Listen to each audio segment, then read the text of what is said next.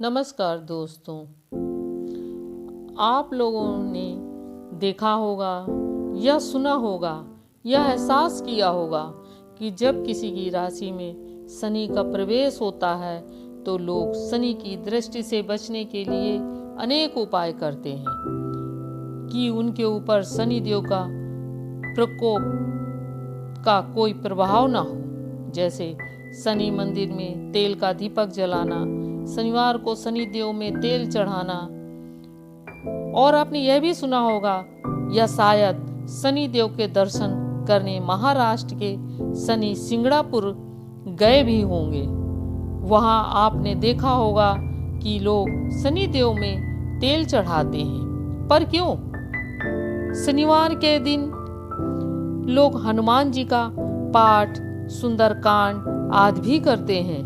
कहते हैं अगर शनि का प्रकोप है तो हनुमान भक्ति करो। ऐसा क्यों किया जाता है? इसके पीछे एक कथा है। कथा उस समय की है जब हनुमान जी अत्यंत वृद्ध हो गए थे। हनुमान जी रोज राम सेतु के समीप समुद्र के किनारे चट्टान में बैठकर श्री राम का जाप करते थे और राम भक्ति में खोए रहते थे। एक बार हनुमान जी वहीं समुद्र के किनारे शांति चित्त बैठे श्री राम के विचारों में खोए हुए थे। तभी वहां घूमते हुए शनि देव आ गए।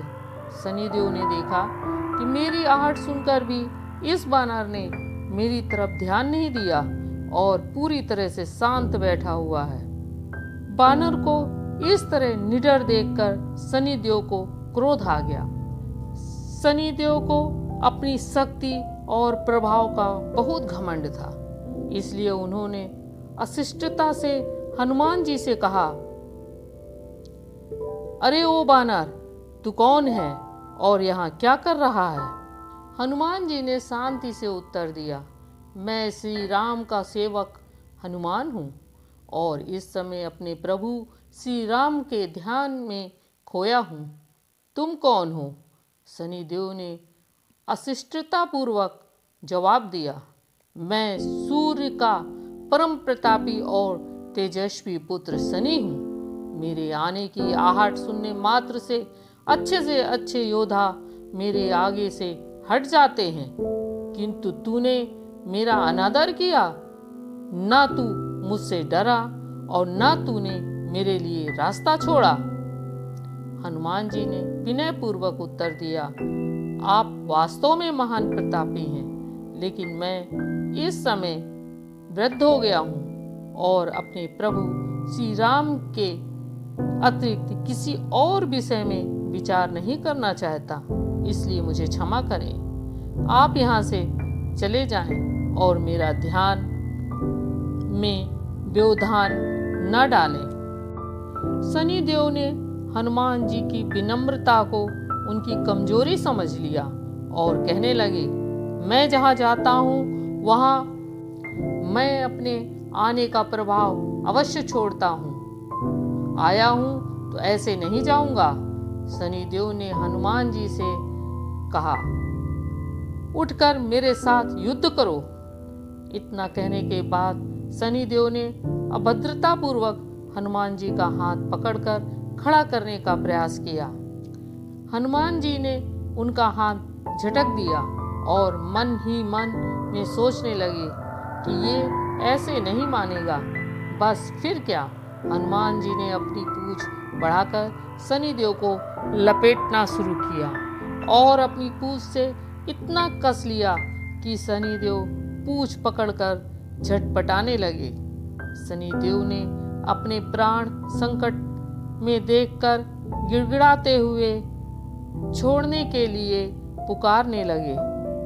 हनुमान जी ने यह सुनकर मुस्कुराते हुए बोले, अब मेरा समय राम सेतु की परिक्रमा करने का हो गया है, आइए आपको भी परिक्रमा करवा देता हूँ। जब हनुमान जी राम सेतु का एक पूरा चक्कर लगाकर रुके तो पूंछ में बंधे शनि देव को देखा तो शनि देव के शरीर से अनेक जगह चोट लगने के कारण रक्त बह रहा था। पीड़ा से कराहते हुए शनिदेव ने कहा, मुझे अपनी उदंडता का फल मिल गया है। कृपया अब आप मुझे छोड़ दें और क्षमा करें। हनुमान जी ने कहा, मैं तुम्हें छोड़ तो दूंगा, परंतु पहले मुझे वचन दो कि मेरे किसी भक्त को अपनी क्रूरता से व्यर्थ में परेशान नहीं करोगे। अगर वचन देने के बाद ऐसा किया तो मैं तुम्हें कठोर दंड दूंगा। शनिदेव ने कहा, मैं वचन देता हूँ कि आपके भक्त को कभी परेशान नहीं करूंगा। आप मेरे वचन पर विश्वास करें और कृपया मुझे मुक्त कर दें। इसके बाद हनुमान जी ने शनिदेव को मुक्त कर दिया। शनिदेव मुक्त होने के बाद अपनी चोटों के दर्द से इतने व्याकुल थे कि इस पीड़ा से मुक्ति पाने के लिए वे लोगों से तेल मांगने लगे। भयवश लोगों ने शनि को तेल देना आरंभ कर दिया। शनिदेव ने तब कहा, जिस जिस व्यक्ति ने मुझे तेल दान दिया है, मैं उसे कभी परेशान नहीं करूंगा।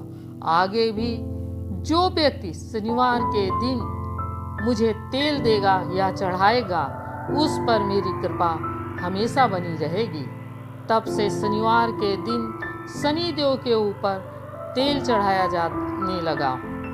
आज भी हर शनिदेव के मंदिर में शनिदेव को तेल चढ़ाया जाता है और शनिवार के दिन तेल का दान भी किया जाता है। जय शनिदेव महाराज, जय राम भक्त हनुमान। अगर आपको ये कहानी पसंद आई हो तो प्लीज़ सब्सक्राइब, शेयर और लाइक ज़रूर करें और साथ में कमेंट भी करें। धन्यवाद।